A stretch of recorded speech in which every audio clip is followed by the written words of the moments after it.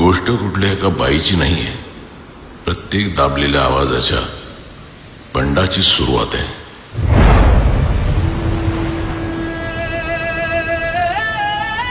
लग्न झालं आणि लग्नाच्या 5च वर्षात नवऱ्याने दुसरी बायको ठेवली.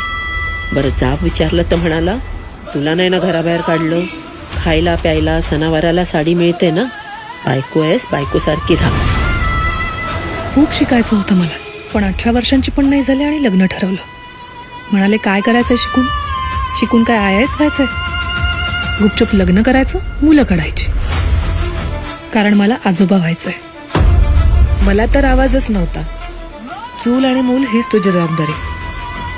हेच ऐकत इथवर आले. कुठला प्रश्न विचारला तर त्यावर उत्तर एकच, सणसणीत थोबाडीत. बापाच्या आजारपणात नामदेवरावांनी सगळा खर्च उचलला. रोज यायचे त्यांना बघायला. पुढे मुलगा झाला, आनंद झाला त्यांना, पण नाव नाही दिलं बापाचं. मी तुम्हा सगळ्यांपेक्षा वेगळी आहे. Self made, independent, live in रिलेशनशिपमध्ये राहत होते. पण काळ कुठलाही असला तरी पुरुषांची वृत्ती तीच, ब्लडी डिक. करिअरवर कॉन्सन्ट्रेट करायचं ठरवलं होतं, पण मग होणाऱ्या सासऱ्याच्या आग्रहाखातर लग्न केलं. घराण्याला वारस हवा होता ना, मुलगा, आणि मुलगी कळल्यावर म्हणाले अबॉर्शन कर. मी म्हटलं फक ऑफ.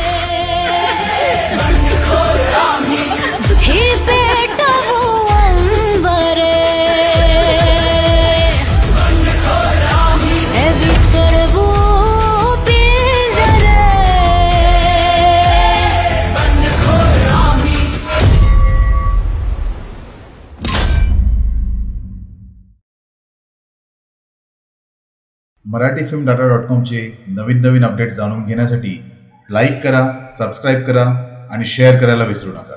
धन्यवाद.